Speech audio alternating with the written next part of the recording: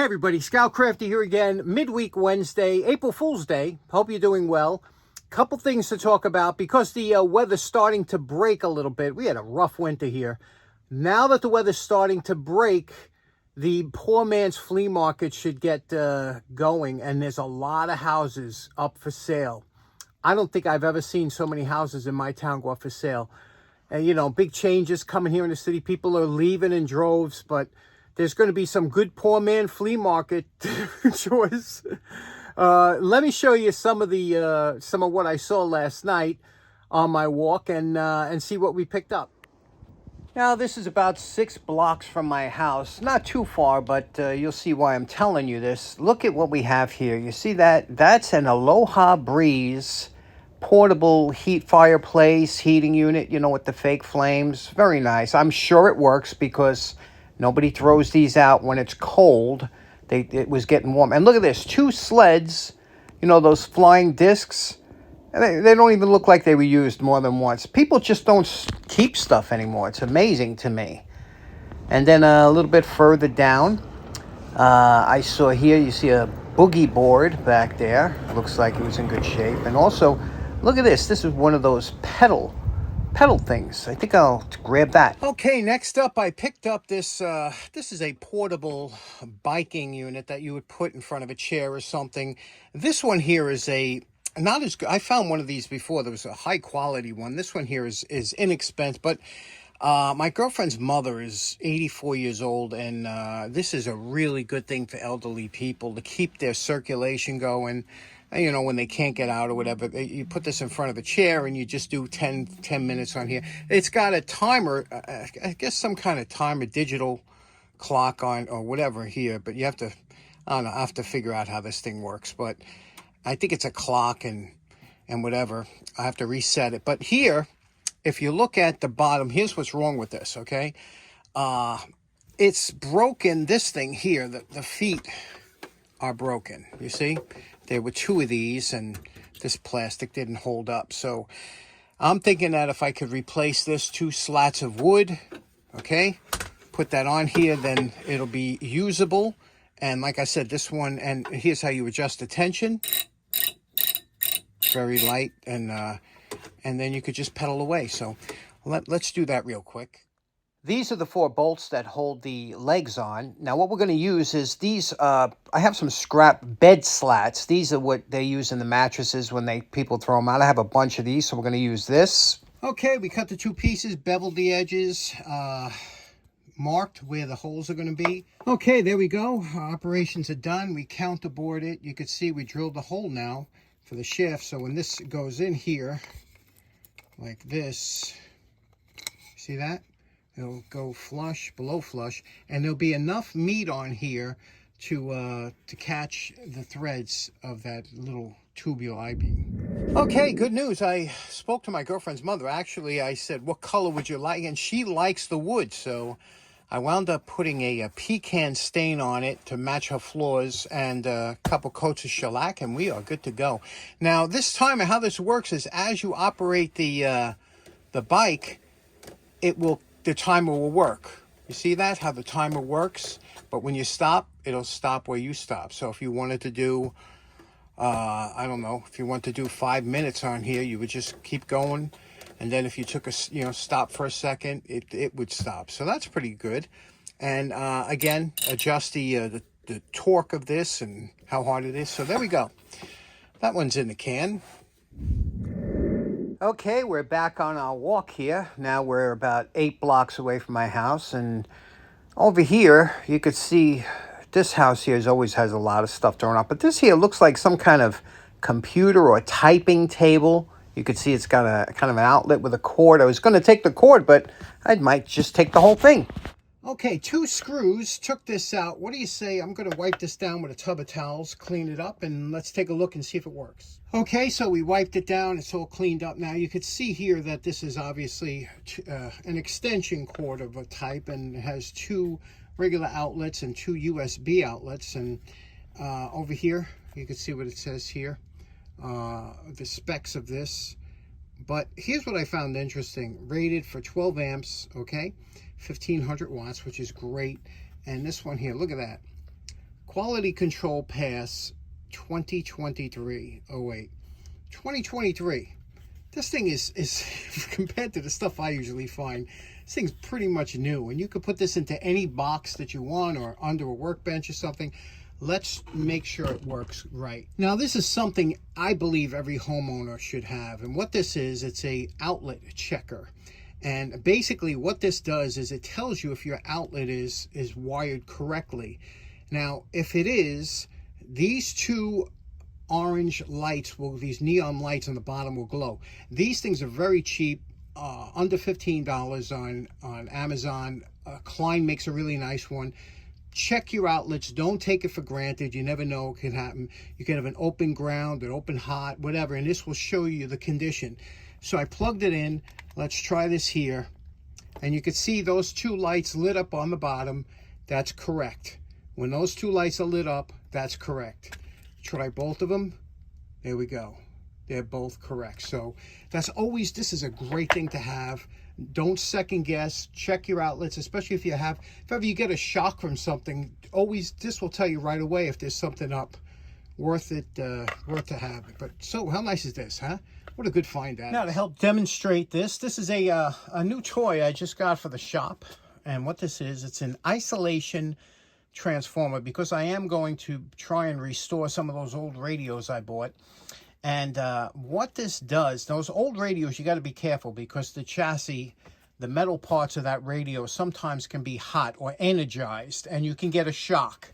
And because of the tubes in there, it can increase the voltage. So it's not like a regular 110 shock. It could be a 200 volt shock. It's enough to kill you, more or less. So you got to be careful. This is why they recommend this. This is an isolation transformer. What this does is it eliminates the ground, more or less. So you won't get, fatally shocked if you use this. It protects you.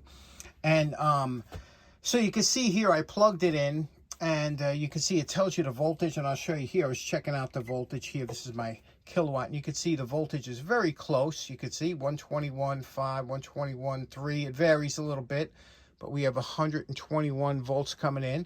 And one thing I was telling you about this was interesting. Remember I told you, this will tell you if there's something wrong. Remember I told you this takes away the ground. It has a floating ground, more or less. So when I plug this in, remember I told you this will tell you, it shows one light in the middle. You see that? One light in the middle. And if it has one light in the middle, you look up the chart here, and on the top it says open ground. Now, normally you don't want that on your outlet, but this is what I bought this for. This takes out the ground and won't let you get shock like that. So, interesting. That's why you need one of these to check your outlets, but this is doing just what it should do. Okay, it is the next day, and like I said, I went on to get a little clip art of this when I was showing you about the receptacle tester, and this one here was on sale. Well, I think this is normal price for this, but inexpensive. I wanted to test it out. I really think everybody should have one of these if you have an outlet that you don't know if it was done correctly. This one's made by Southwire. Southwire is a good company, and I did a review on this extension cord, this red, white, and blue extension cord that I bought, that a certain portion of it goes to veterans, things like that. But let's test this out.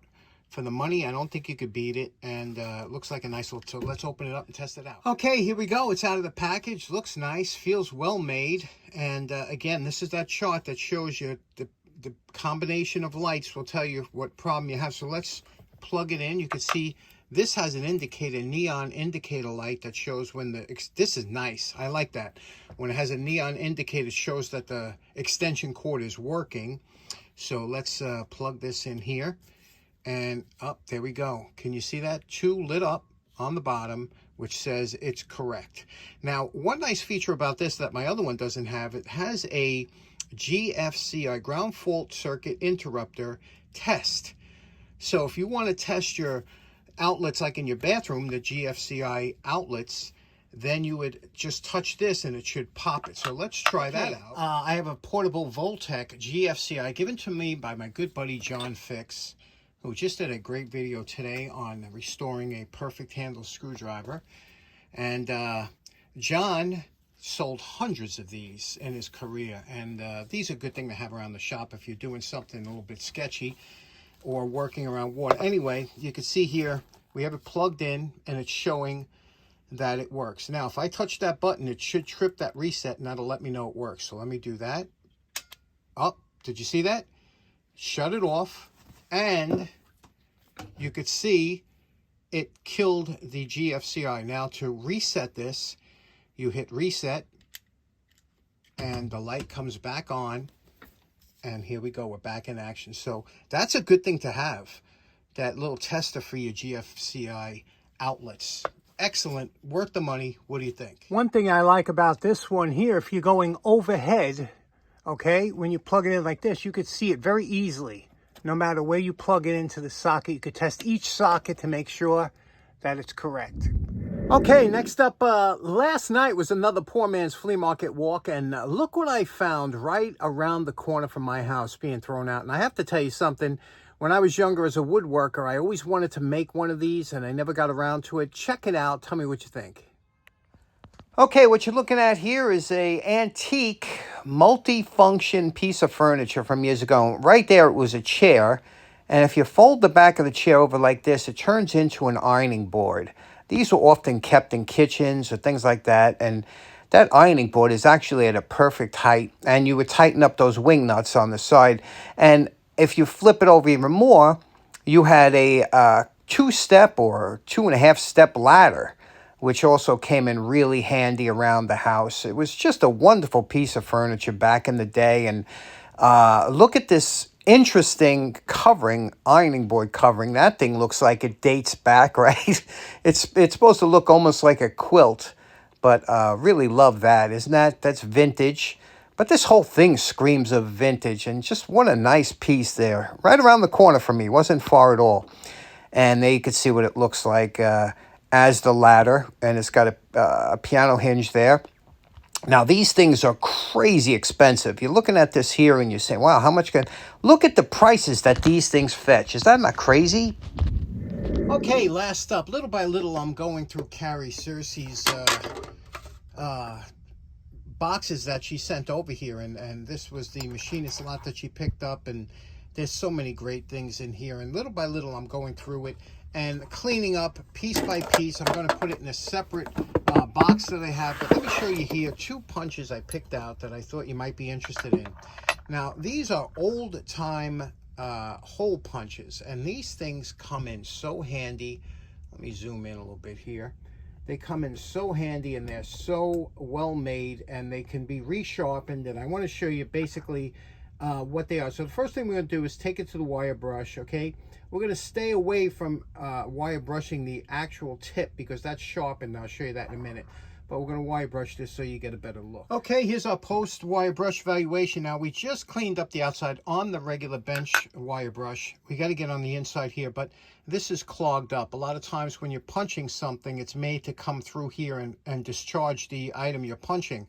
But you can see there's something in there. We're going to just take a punch like this here and just knock that out real quick using a brass hammer here.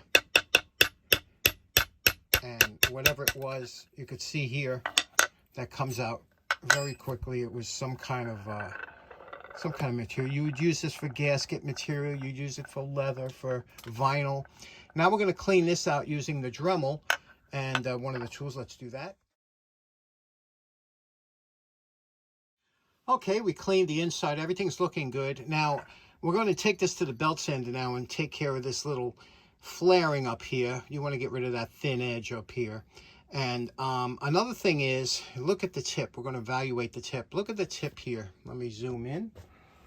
Okay, can you see the tip here? This tip is very nice. It's got a slight curvature in. You can see it's not bad. This one here, on the other hand, is damaged. Very bad. I'm going to show you how we're going to fix that.